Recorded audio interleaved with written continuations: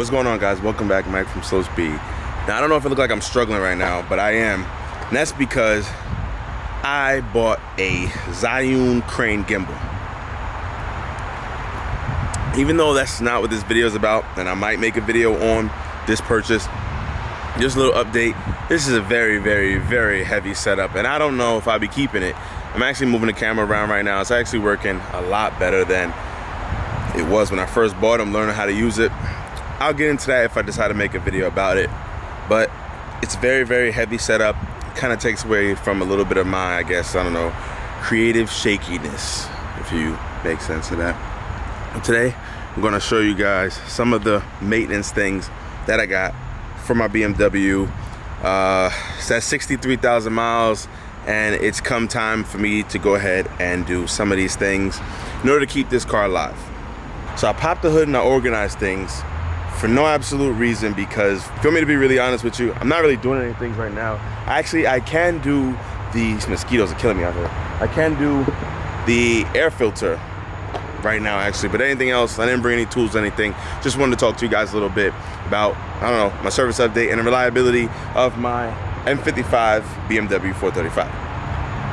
So right off the bat, everyone knows service intervals and maintenance is done on every car, supposed to be done on every car. And I have about 63,000 miles in this car. I literally beat the piss out of this car almost every single day, and it holds up well for somebody who beats the crap out of it. But there's certain things that I do in order to protect, let me switch my hands. Whew, that thing is heavy. There's certain things that I do in order to protect my car. Not necessarily protect my car, but to kind of put up with some of the abuse that I put it through. Putting a 30 weight oil in this car, it will burn it very quickly, and you'll have to keep putting in more and more oil. When you push these cars really hard and you tune them, you want to put a slightly thick oil in there. Liqui Moly 5W30 motor oil. Obviously, I just don't run 1 quart. I definitely put it down here what you're supposed to be running. Liqui Moly works good. Now, picked all of these things up on FCP Euro. FCP Euro has a lifetime warranty. I have never tried the lifetime warranty for oil or whatever the case may be, but I'm not even gonna lie to you. When it's time for this oil to get out, I'm gonna put it right back in the Liqui Moly bottles and send it back to them and see what they say. If they give me free oil, hey, that'd be dope. Now the filter is HU816X. However, if you get it on FCP Euro or like many other websites, you put in what kind of car you have just to make sure and confirm it's the right one, right year, model, and they'll provide you with the right filters and everything. I'm not gonna open this, just a filter, some O-rings. You can look up, I think I did an oil change video and other people did too. So if you want to see what's inside of this, you can. This is the oil filter. Air filter, Mahle Air Filter. Now, I bought it at 45,000 miles, has 63,000 now, and I've never really changed the air filter at all. I've looked at it a couple times, but yeah, like I said, I've never changed it. Didn't think it needed it. I don't think it's too dirty, but it's just preventative maintenance, and hey, maybe it might help the car breathe a little bit. That one been in there, like I said, for about a year now, so might as well change it. These are the NGK laser rhodium, or whatever case may be, part number or whatever, 97506. The reason why I throw the number in there is because if you're running any kind of tune like stage 2 or you're pushing higher boost than normal, it's always good to throw some upgraded spark plugs in there, because the OEM Bosch ones was designed to work in that range of OEM or stock. And I know some people might be thinking, well, you're putting 4-cylinder plugs inside of a 6-cylinder car. That really doesn't matter. It's all about the boost. Now, stock N20s run at, I think, 17.5 pounds of boost. And even when you stage 2 tune them to around 22, 23 pounds of boost, these plugs hold up very well. Stock ones that come in those cars. However, the N55 plugs are like 2 stages warmer effectively. Stock N55s run about 7 to 8 pounds of boost. So less boost, less pressure. You get the point. It was designed to run with these temperature and cylinder pressure setups. These NGK plugs do have a shorter lifespan range than the Bosch ones. I think these ones are rated for about every 30,000 miles, whereas the Bosch OEM was about 50,000 miles. But I promise you, if you think you're saving a buck, if you really think you're saving a buck, you're not. Once these spark plugs have reached that 30,000 limit, which when I had 93,000 miles in the car, they'll be ready to go, and I can go ahead and pick up my new set from FCP for free. I'll provide a link down below where you can pick up all of this stuff from. You could tell I do not run any type of, I don't run the engine cover on my car. It doesn't do anything. It just covers it and has a nice BMW logo, so you won't see my filthy valve cover gasket or anything like that. I've heard two things: it keeps the engine temps cooler, and then when you take it off, the car sounds a little bit noisier. One of my favorite engines of all time in a BMW. This is the N55 engine, specifically with the, oh, it scared me. Specifically with the electronic wastegate. But number one thing that pisses me off about every single BMW engine is the layout. They make working on these cars so much more difficult than it really has to be, but hey, they're the engineers, so they know what it takes to build, I guess, perfection or whatever. But if you guys will pay attention, the way this motor sits is actually slanted. Most straight sixes will sit straight in the middle like this. If you look at the middle of the car, the valve cover will come straight up. This motor is slanted. The valve cover actually goes, I think, 30 degrees this way, and it makes it a little harder for a bunch of things. One, turbo. Turbo sits right here on the exhaust side. Most cars, swapping a turbo would be super easy. My boy has an EcoBoost Mustang. If you look at the straight sixes and the Jeeps or whatever, the older Jeeps, the 4 liters, you'll notice that it sits straight up and you can see the turbo right there. It looks so easy to change. But this motor, it kind of tilts this way so the turbo sits down and you can get to some of the intake parts of the car.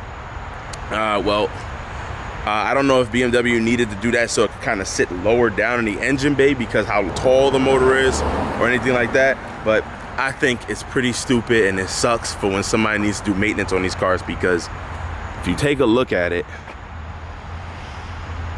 in order to do everything, including change the valve cover, everything has to come off this way. It's not straight up, so you got to kind of finagle it a little way to figure it out. Now, that leaves things like changing the oil cylinder and stuff a little bit easier, but I don't know. I prefer an easier way to, I don't know, mount my turbo as opposed to changing the oil tank or something like that. That's just a little whatever, you know. I got my new tires installed, speaking of maintenance.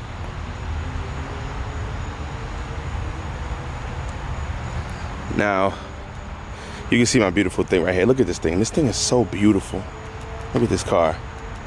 I got my new tires on it. So those right there are my Firehawk Indy 500 tires. Those are the proper size, 275, 35, R19. I had the 30s on there before. The 30 series tire, it was looking so stupid. These ones look heck of a lot more meaty, and they feel a lot better when you hit potholes and everything like that. It looks so much better. Can't wait till I put the tire shine on there. It looks freaking sick, a little more meaty, kind of like how the fronts look, and a lot more aggressive. I like the way these tires look.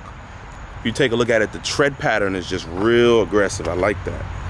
I like that a lot. However, you can see right here that they do rub against the fender a lot.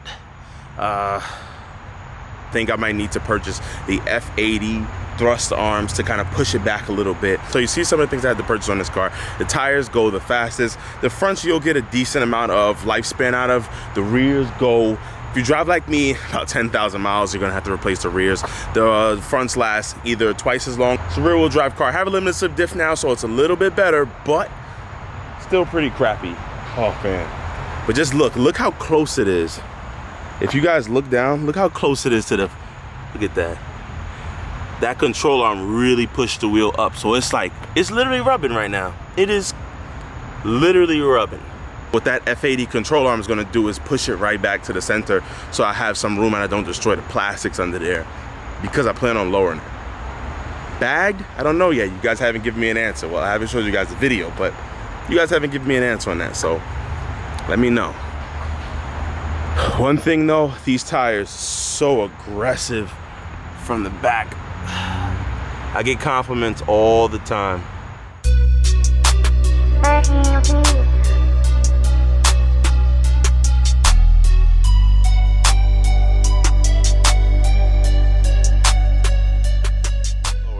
This right here, this lovely piece right here, it's literally bent down and it tugged on the bumper too. If you can see, it kind of went in right here and out right here. I gotta readjust all the clips and everything. Look at that. The parking at my job gets packed a little bit really quickly, and sometimes there really is no parking.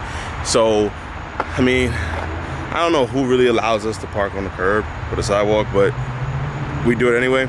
So we just park on the sidewalk, and I normally drive the Honda a lot to work, so putting this thing on the sidewalk, I never really did it before. It's just the Honda, you just drive up there. This is a little bit lower, no stock suspension, but a little bit lower than the Honda. And I went ahead and I guess I hit it at the wrong angle, and the lip got caught and bent down on the piece of the sidewalk. Bent the lip and the whole bumper down. And this is not a chassis mounted lip or anything. And it's not carbon fiber, so it won't crack, it just bends, and it bent the whole front down. In its path of wreaking havoc and bending the front down, it bent the clips on the bumper as well, because I guess those clips held in there so tight. So I have to take off the bumper and realign the tabs. I might just go ahead and get a new front lip, but I like that front lip because it lasts so long. I don't know, I'm looking to getting something like that. I noticed by going to Impact just yesterday that a lot of the carbon fiber lips were already cracked. And I don't really want to have something on my car that's going to keep getting cracked because I'm not rich to replace it. But the car definitely needs to be lowered. Definitely needs to be lowered. Looks aggressive though.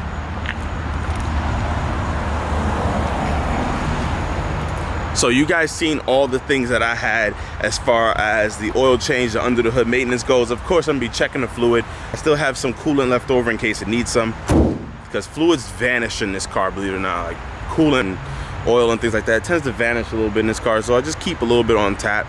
However, like I said, as far as things breaking, catastrophic things breaking, really haven't had any crazy mishaps with this car. It's been pretty reliable. I beat the dog shit out of it. Like I said, I snapped the drive shaft, and I don't know if I broke anything else because of me driving like an idiot. A couple of things, I have replaced serpentine belt and some of the pulleys like that, because they will tend to freeze up as well. And it's very important that you change those before they freeze up, because if not, the belt can actually get sucked into the crankshaft thing and wreak havoc there as well. Look that up if you don't know what I'm talking about. But like I said, it's just important and imperative that you stay on top of your maintenance. It is not that expensive to stay on top of your maintenance, and trust me, you gotta do your due diligence and realize when things need to be changed. When this car tells you to change something, just go ahead and change it, because you'll wreak more havoc on this car than good by just sitting around and not changing it. And I feel like that's one of the things that people run their cars a lot, and even me included. I'm not saying I'm excluded from that, but we tend to run our cars, you know, and say, oh, I'll do it next week and next week, next week, when the car is trying to tell you something, and then that's how we end up with catastrophic problems. In my Honda, it's not that big of a deal because, well, the way the car is engineered is built for more reliability. But when you have something like this that runs high level of boost and stuff like that, when they tell you it needs something, guys, just go ahead and get it replaced so you can stay on the road and your car will be looking nice like this. Now, things like the suspension and the tires on this car, depending on where you drive and how you drive, you know, that's not really judging the reliability of this car specifically. That's more so just how you drive. Me and the previous owner have gotten 63,000 miles out of that front left strut before it decided to take a shit. Things that I replaced on this car the most, oil and tires replaced the most. And if you tune your car, like I said, look forward to upgrading those spark plugs. But other than that, those are some of the things that you got to look out for. If you keep up on the maintenance and flush your fluids out, you'll be pretty good. I even drive this car hard, and the brakes, yes, the brakes. I've ordered some rear brakes, rear rotors, and front brakes and front rotors. I'll go ahead and put down here how much all of that costs. I will be doing the work myself. I'm gonna go ahead and put all the things that I replaced and how much it costs that were based off of reliability and then me destroying it, because I'm probably forgetting some stuff. All right, guys, Mike from Slow Speed. I'm about to get out of here. Peace out. I might even do a little jog. Who knows? But peace out, guys.